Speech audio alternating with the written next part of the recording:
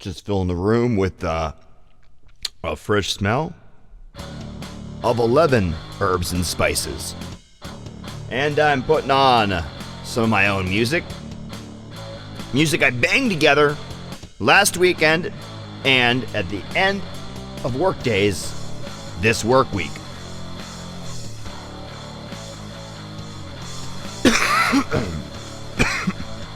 I did something. I left something plugged in. It drained the battery, but not all the way.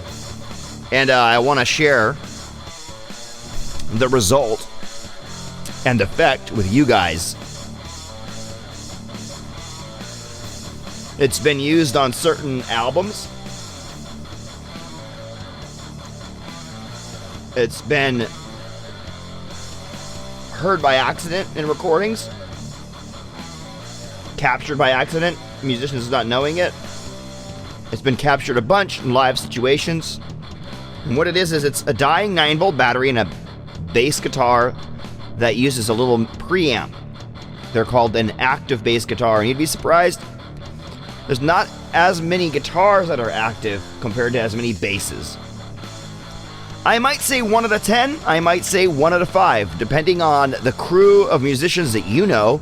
The ratio is a little different for bass guitars. Active guitars, if you're in metal, you see them a lot. Otherwise, you don't see them very much. They are becoming more common. Well, they were until more recent offerings from Fishman. What I'm getting at is there's a type of pickup in guitars called active pickups. I have 2 bass guitars with active setups, 2 without. I have 2 guitars with somewhat active, passive-like controls, but I don't have any true active pickups, which is something I'm considering for that guitar and the right there to go fully active, because it's just time. Otherwise, yeah. The situation just doesn't come up for me. It comes up with my sustainer guitar because it takes 2 9-volt batteries that are charged at around the same amount, draining around the same way. If you put one that's really charged and one that's kind of half dead, that doesn't work. If they were both as half dead, the 2 half deads were kind of working. You put one good one in there, that doesn't make it work. It makes it not work. So that's interesting. But yeah. That being said, I think what happens is they start charging each other instead of actually working. Yeah. So maybe you could leave it on for a while and it would start working, but then it'd be dead-ish. Whatever. It doesn't accomplish shit. Well, what are you getting at, Chris? Well, I want to show you on a bass. I'm done doing what I'm doing right here in my hand. Move that over here. Behind me on this table. There's a little table behind me here. And, yeah. Get that going.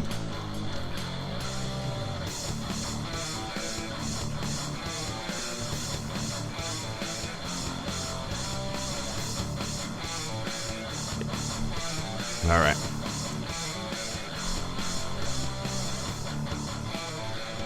It's a weird time to blog, but it's what I'm doing. I might do more today, but we'll see. So let me create the situation, because what happened is I let the situation create itself, and then I had to use the bass, so I put a real good battery in there, and then I have to take that out and put the old one in there so you can see. But I use rechargeables, so that these aren't really old or new, I just number them. One sec.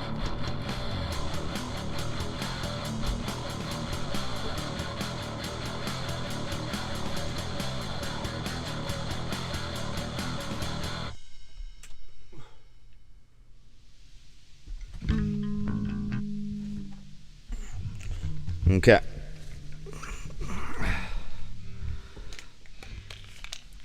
So what we're going to do is we're going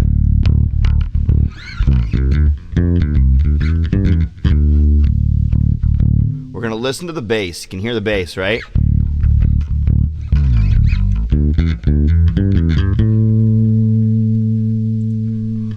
Okay, you can hear it, right?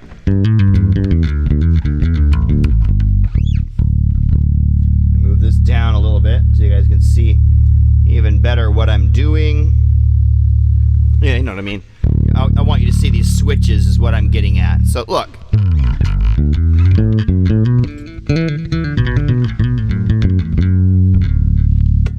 Turns off the active sound, and now you're on clear sounds. So put the bass and the treble center and the pickup center, right? I'm gonna do that. I'm gonna put the volume all the way up, and I'm gonna be in passive and just show you an octave here. No.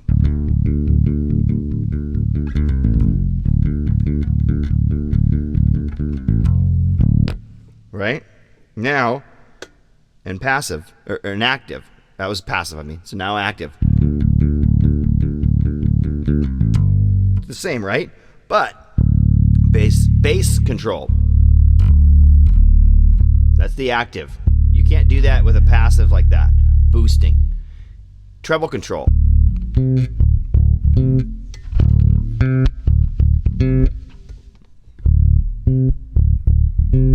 Change the tones of it. The bass, drop it all the way out.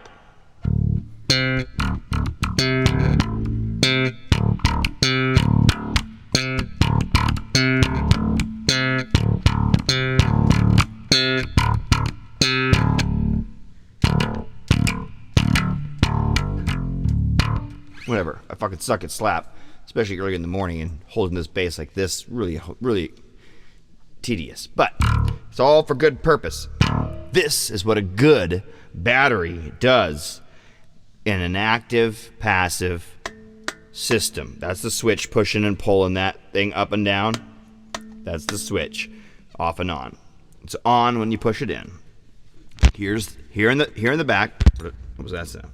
Oh, plug came out. Let me plug that in.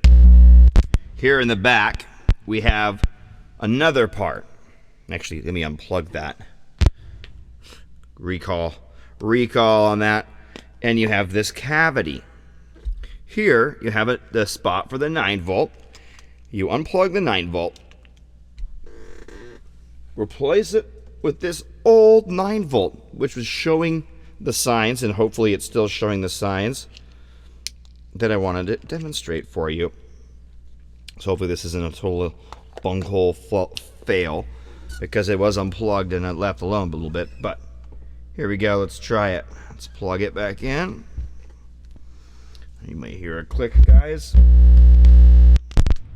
There you go.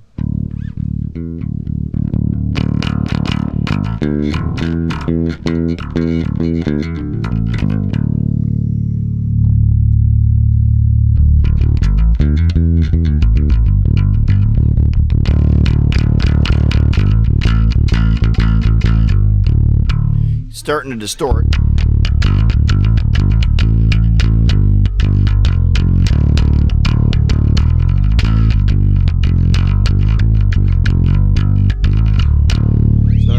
It's not as bad as it was before, so we'll leave it plugged in a little bit. Hey, what's going on? Allison Tuber.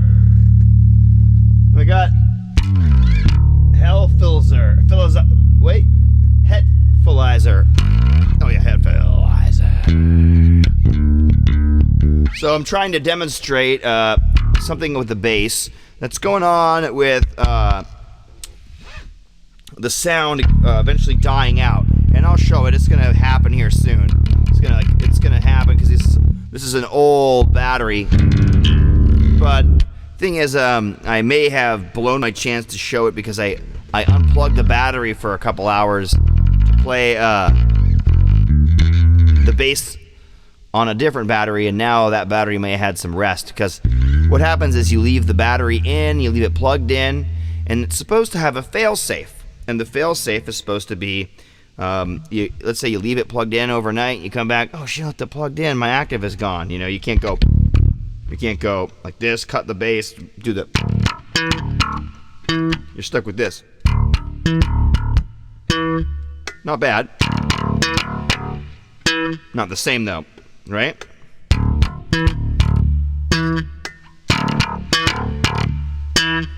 If he's going like this.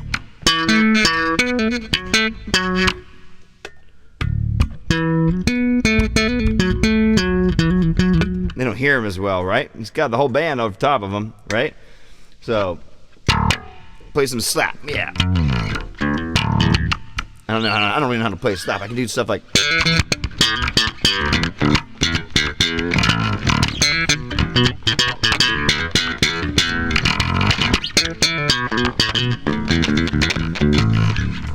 It's kind of like that. Almost like about all I can do slap-wise. Or like, I'm playing a riff, like...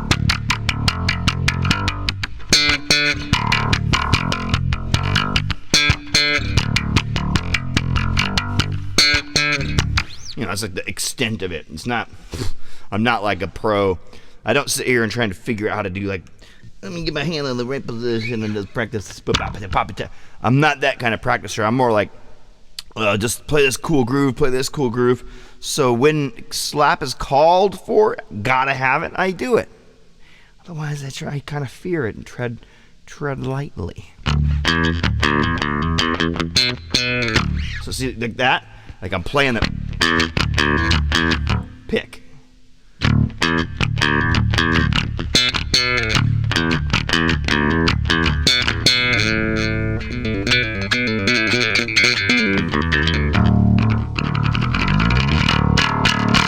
So far, this bass is actually showing no signs of preamp going dead. So you unplug it for a little bit. I guess it comes back.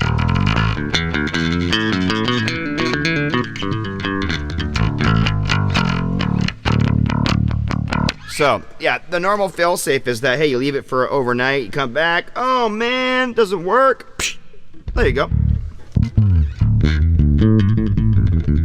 You're back, right?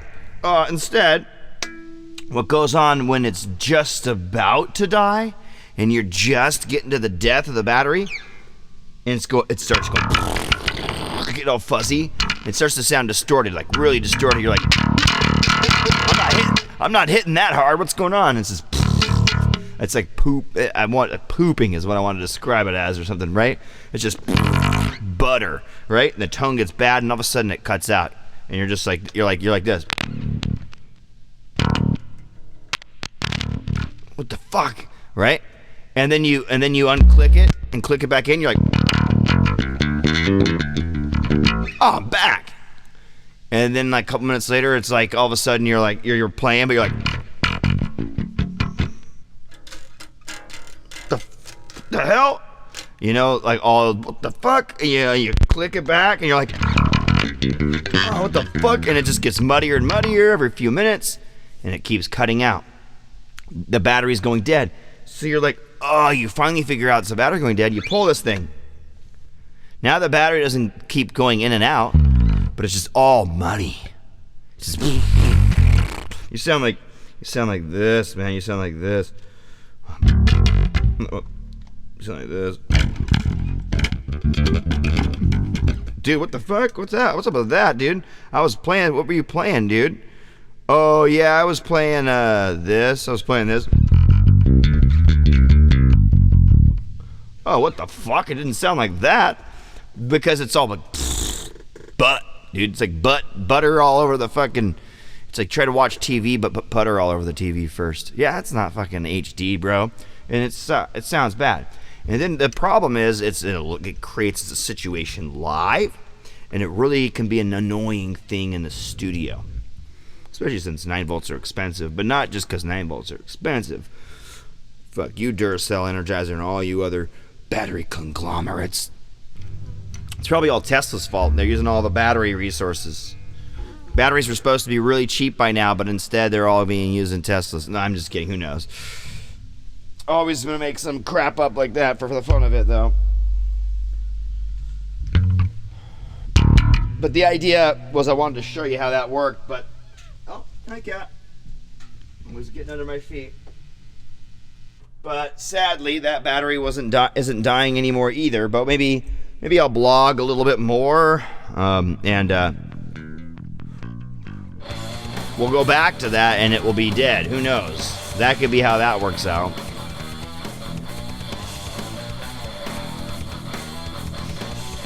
So you may be asking, hey, what am I listening to? Well, That's IdiOtBuRNs music, man. Yeah, that's my music. It's a new album I'm working on called Metallurgic.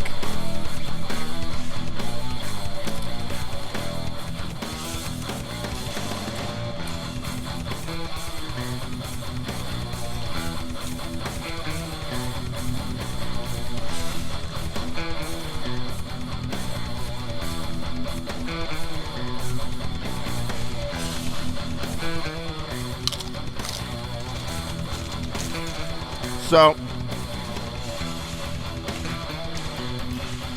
the master drummer died.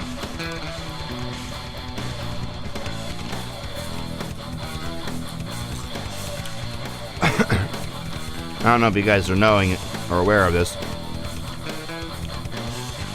The master drummer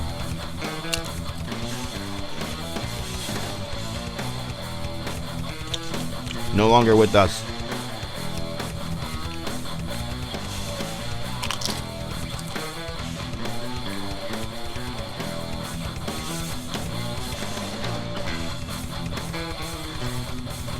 Neil Peart, rest in peace, my friend. He died of the same cancer as my grandfather.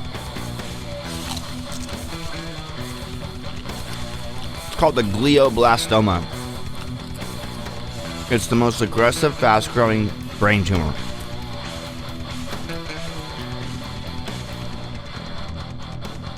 And he toured while fighting it. He fought it for longer than most people, like 3.5 years.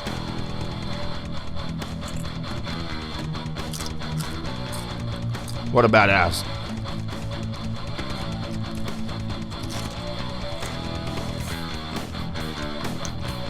When I heard last night, I had a pretty carnal reaction. No! I got down on my knees. No! I was like this. No!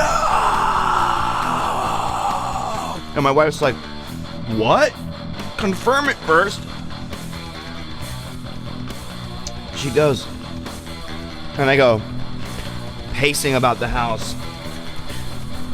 No! And she goes, wait, let me look it up. And I go, walking to the bathroom. Because she's standing in the bathroom, I go, was it Neil Peart? He goes, yeah. No! Oh, man. It was like, some kind of... But then she said, got it looked up, and she goes, yeah, he died glioblastoma. I go, that's what my grandpa had. He was the toughest motherfucker. Hope I don't die of that, thinking to myself. And then she goes, yeah, he's had it for 3.5 years. I'm like, wait. They were touring more recently than 3.5 years ago, I think. That fucking badass. That badass. What the fuck? If I get it, if I get that cancer, you come after me, I'm gonna fucking keep playing music. Can't stop me. Oh yeah! Fuck yeah, dude. That's the fucking Neil Peart, dude. He's the fucking shit. Yeah, it's not somebody I know directly. It's just the best drummer in the world. You know what I mean? He's just the best drummer. That's what he is. He's the drummer of the band Rush, and he's this guy that I just, as a drummer, I can't help but look to the guy because he brought two things to the maximum.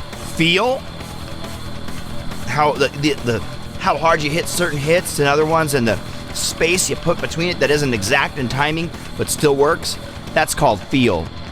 He brought amazing complementary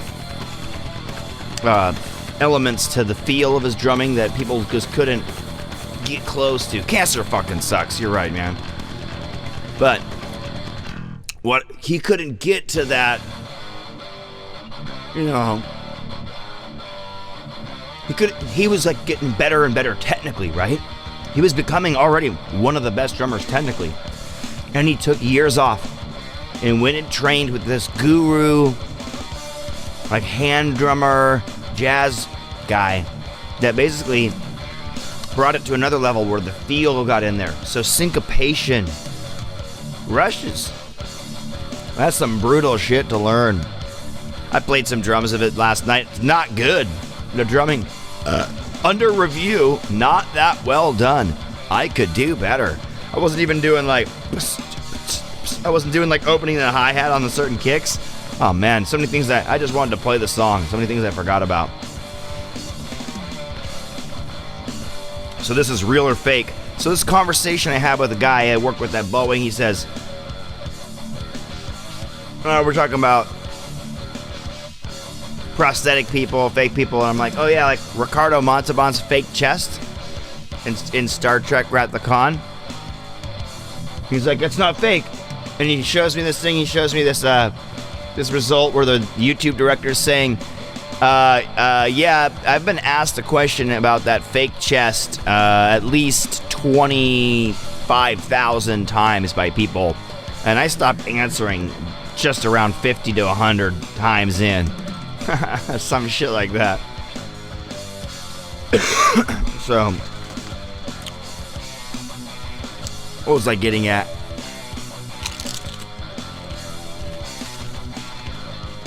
Well, I was getting at the theme for this song. It's called Real or Fake.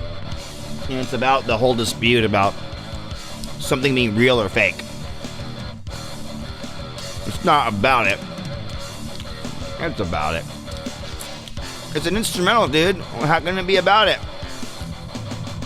It can be about it. Right? That's something I wonder about myself. Can an instrumental be about something? Heck yeah. But can it really? Can it really? Like, is it really? Like, can you give it to somebody and they go, you know, I listened to that and I thought it was about, Liquid Mercury. That sounded like it was a song about Liquid Mercury. You're like, shit, dude, that was a song about Liquid Mercury. How did you know that? I don't think it usually works that way with an instrumental. But if you have a song that says, metal that's softer than the thermometer, all I do is take the temperature. Don't ingest me or you'll find the quickening inside your mind. Delusions, illusions, and psychiatric finds. Whatever, right? Maybe that's what would happen, right? You would do something like that, and then all of a sudden they'd be like, that sounded like it was about mercury. Maybe liquid mercury.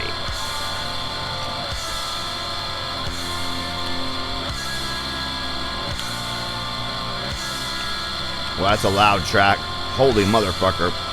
The inner coil.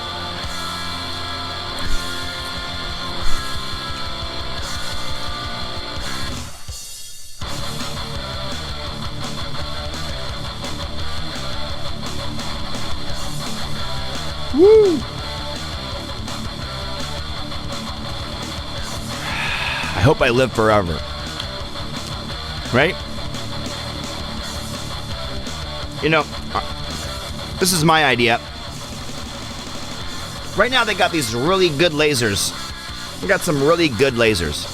They're able to do some things like scan our bodies,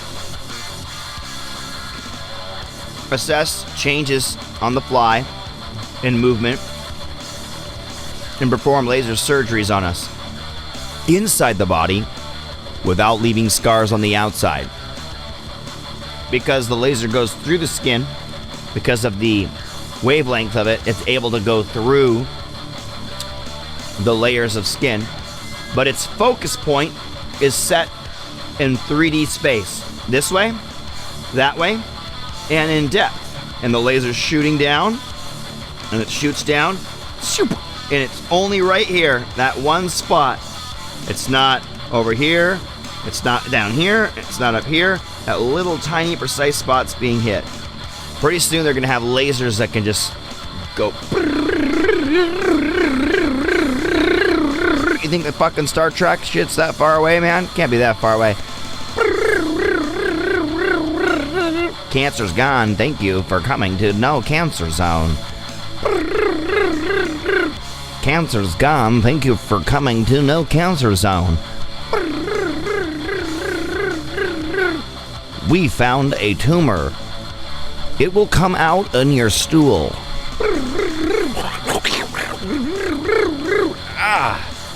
You have 1 day bed rest. Your employer has been notified. You know, the future, right? If anybody's watching this, the future.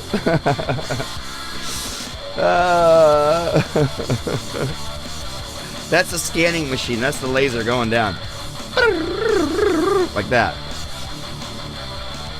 And you lay in a chamber or some shit.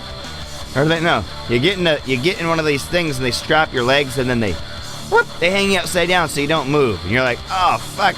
Well, this is kind of nice on my back. And you just let your back relax. Like, oh, this feels good. Why do you go to get the anti-cancer? Well, I'm pretty sure I don't got no cancer. They only find this real low. No cancer found. No cancer found. They always say that, but still, I keep going because I just like the traction device. Hanging upside down. I don't know what my accent is, but, you know, it's like some other guy. I just go because the traction device. Like, oh, that's a good idea. Next thing you know, you see Chris in there. No cancer. Next morning, no cancer. Hey, I think I was out in the sun too long today. No cancer. What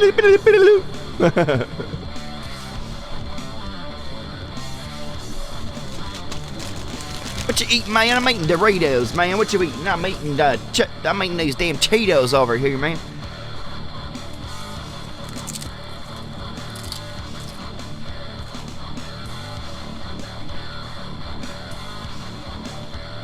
This is the lodestone.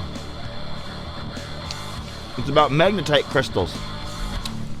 If you ever look at a lodestone, it's a piece of metal that forms with 4 sides, and then another 4 side. That's what they presume the center of the Earth's core is a bit like. Lodestone that's compressed. But there's a bacteria in our brain that produces it. And then our brain uses it and senses changes in direction. Am I facing north, east, west?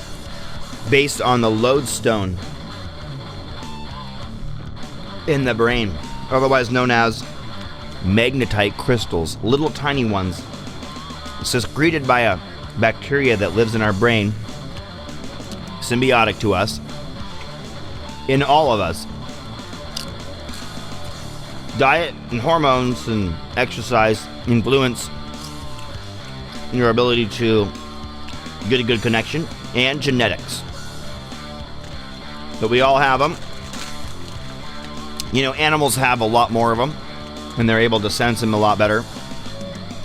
And I think maybe the stimulus in our world has made us kind of disconnect from them, because if you do look back in history, we didn't say up, down, left, right on maps. We said north, south, east, and west, you know.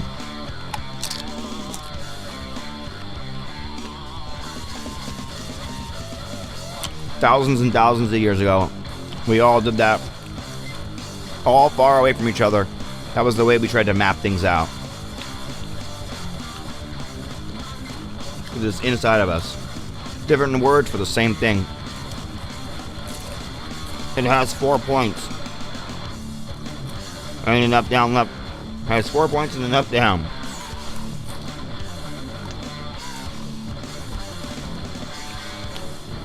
Yep.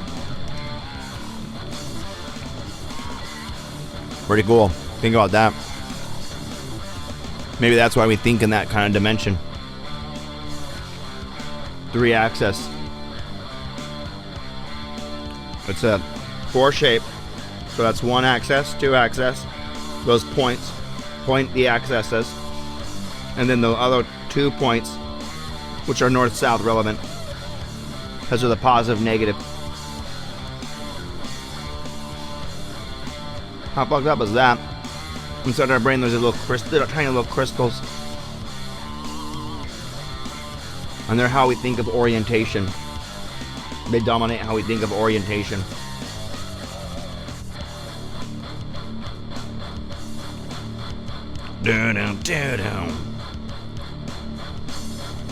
Yeah. I'm gonna let the songs in this album dictate what the fuck we talk about. Oh, that felt good. Yeah. This one just goes dun, dun, dun, dun, dun, dun, dun. It makes me think of what's my opinion on extraterrestrial life? Well, I feel pretty sure that there is extraterrestrial life without having seen it. I feel confident that it's there and that it may have visited us. But I feel right now, dude, it's funny because this is also a laser thing. Have you ever heard Trump talk about something he called it Space Force? And the reason why he tried to talk about it and call it Space Force is because he wanted to be the guy to put a name on it, me the guy to talk about it first. So he just pushed to be able to, and he did. The Space Force program has been in works for a while, and it's going to be cool when it finally happens. And it's the idea of mounting a certain number of lasers all around the world that will protect us from, like, nuclear war, all globally, right? The whole world can stop global wars. It can stop crimes, genocides and stuff like that from happening from space, and eventually become this automatic dispenser and detector of justice from space. Lasers. You shoot a bullet. They shoot bullets. The bullets get disappeared from space by a laser. And then you shoot bullets and they hit them. Crazy shit like that. This is a wild conjecture, right? So the reason why this is being created is because lasers and nuclear power have been the only thing that we've been able to use to manipulate and keep aliens away. Yeah, we keep them away. I don't know why we keep them away, but we keep them away. So what does that tell us about aliens? It tells us, think about it like this. What if Iran could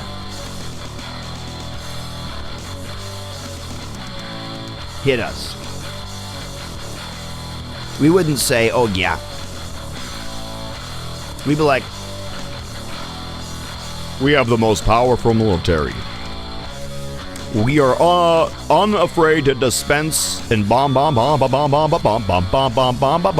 you if you have any further action. By the way, your bombs were stopped before they even hit us. Nobody died. And we didn't even kill any of your guys either, so hopefully you don't do anything. That's the kind of stuff that's the kind of stuff you'll hear if we were going to be in war with them. Right now, I think they're not war people. They're seeing us staying as war people, and it's concerning. But they also know they can't actually defeat us without killing us. And there's something that they admire about us and our planet. So that's where I think it all lies with aliens. I think there's crafts. I think they rely on a magnetic material that's flowing through the ship's control unit and very fine filaments and acting like a computer. And they interact with that magnetic thing instinctively. And we have a magnetic planet, and it's interesting to them. And they make magnetic maps here, and then we shoot lasers and bombs and stuff like that. And first we were shooting real bullets, and bing, bing, and it would hit them. So then they changed the way they were doing things, and bullet comes and it doesn't hit them, but we have other things we're doing. Sound waves, those would hit them. Nuclear EMP charges, those would hit them. And mass charges, which is like a wide array of charges, blanketing a whole area so that the maneuvers they make to avoid physical contact with discharges is it goes down like it's a shotgun, like a big old shotgun, right? That's to blanket the sky. And then they would do that, and it's just to sink them. We got to figure out what these are. We got to get them down. I don't care if it's in 10 pieces, you know. And so, yeah, Area 51, that shit's fucking for real, dude. That's extraterrestrial life. Now, do I think it's here? Right here on our planet right now. Right here. Hello. Hello, Dr. Earth. There's no music. Got no music. Let's go to the blog list. This is called 5 a.m. Instrumental. It's by Kai Jun, Rue, and Dreams Lead West. It's pretty dope. I'm just gonna keep eating chips, but do I think they're right here? Here's my problem with that. I'm highly connected to humans.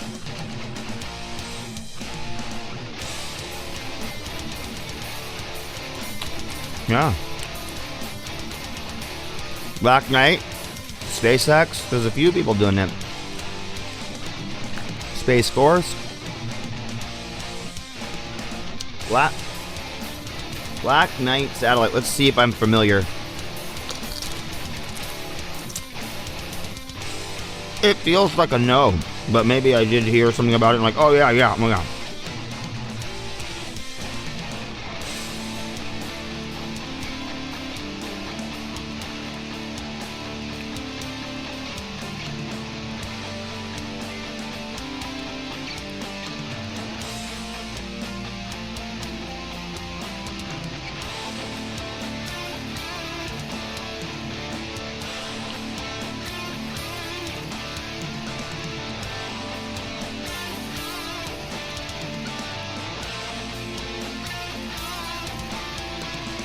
Huh. That sounds interesting.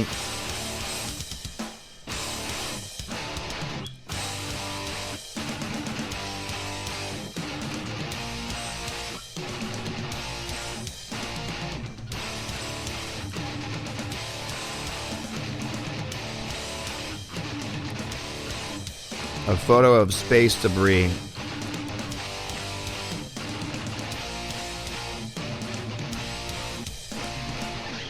From the ST-88 mission. According to the UFO conspiracists, Black Knight is an artificial satellite of extraterrestrial origin, which has orbited Earth for approximately 1,300 years. That's a key number right there. That sounds about right. A satellite story is most likely conflation of several disconnected stories. Whatever, you're objectifying.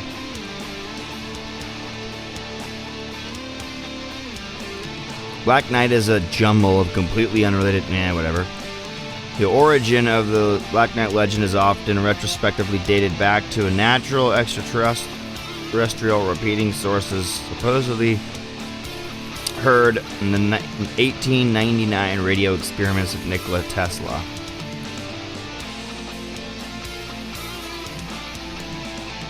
Amateur radio Jorgen Halls and Brian Dunn of the Skeptoid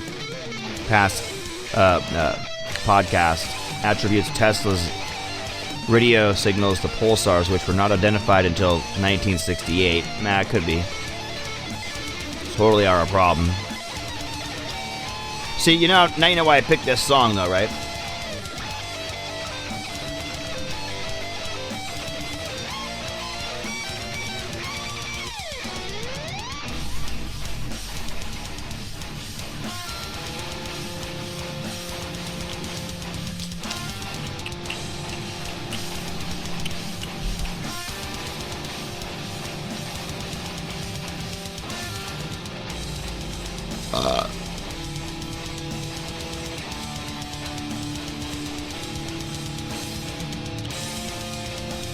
Well, if that was true, you would just have to be Elon Musk to find out.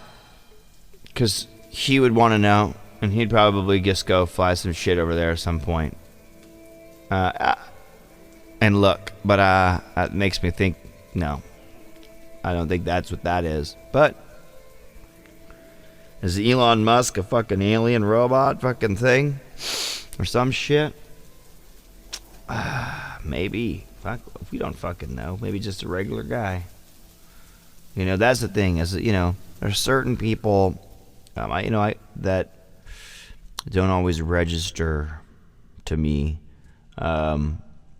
With the aura, with the connectivity, the mental connectivity, and I get a curious thought about that. I saw President Bush connected, saw President Obama, no connection. Like you make eye-to-eye contact and look over to see a person in the flesh. You can see a lot about him. I got two visions of presidents, and they was drastically different. Would I like to see Trump in person just to see what his mannerisms really are like and what's up with that guy? Yeah. I don't think it'd change my opinion of him much. He's a fucker, and he's also kind of fucking, just a fucking cool asshole sometimes. Just like, yeah. You want to cheer for how much of an asshole he is. And he's also like a motherfucker. You just want to be like, boo. Boo you. I don't think he's like necessarily racist or necessarily any of that kind of shit. I think he's just like, this guy just flies by the seat of his pants, talking on Twitter. He's just like fucking, he's a guru. He's a magnet for a reason. He's got energy up the ass. I don't know if he's fucking doing drugs or what, but he's got tons of energy and tons of money and connections, and he's like this 80s, 90s kind of like guy, right?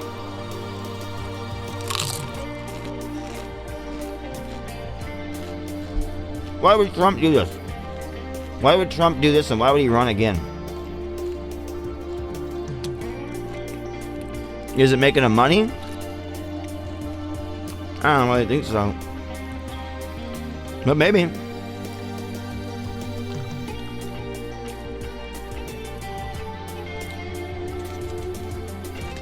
But I don't think he would do it just for money.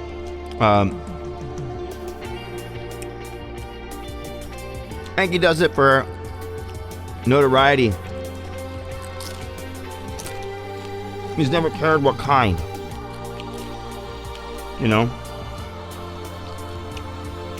Though, I think, yeah. He wanted the ship to go down looking better than it was. And I think he tried to do it through presidency. And everybody didn't like that. Nobody wanted to give him that. So they just think of him like a motherfucker. That's cool. I get it. He's a motherfucker. He's kind of a fucking pig, right? So, whatever. Fucking politicians. They're all fucking shit. There should be like a 2-year cap on every politician. They can only do it for 2 years. And it's a fucking unpaid service after you're done. No eternal pay. All that shit. Like, fuck that. Oh, this is Kiddo. We heard this before on the blog, but it's a cool one. Hey, kitty.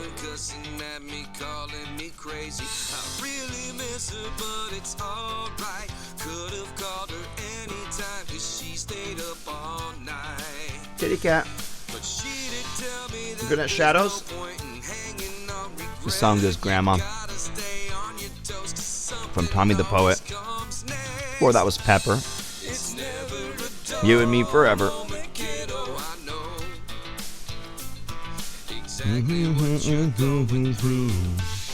It's never a dull moment. Exactly what you're gonna do. It's never a dull moment. No, it's never a dull moment, kiddo. Never a dull moment, kiddo. Never a dull moment, kiddo. Woo! She survived the Holocaust, avoided all the drama. Came to Dallas with her brother and her daddy and her mama. She planted roots, so that's where her children were brought up. Nothing lacking cause of all the love there was lots of. It's nice. And my wife, we've always seen her as wise. We could talk to her at night. She was free with the advice. And it's nice, Tommy. Conversation was ended, I'll never forget it. I always loved it when she said it. It's never a dull moment, kiddo. I know exactly what you're going through. It's never a dull moment, kiddo. So go. Wish my grandma was still here. Exactly what you need to do. It's never a dull moment, kiddo. It's never a dull moment, kiddo. It's never a dull moment, kiddo. It's never a dull moment, kiddo. I've been lucky. I got my mom. It's never a dull moment, kiddo. Because my mom didn't have her mom past 9, so I'm always lucky. Well, I'm gonna go to the bathroom, maybe take a shower and wipe my tears and start my day over again after that solid cry. And blog 305, why not? Well, it was a good tip. I thought it would work out in the show, but maybe I'll show you some other time later today. Just leave that plugged in. Anyway, guys, we are music. Later.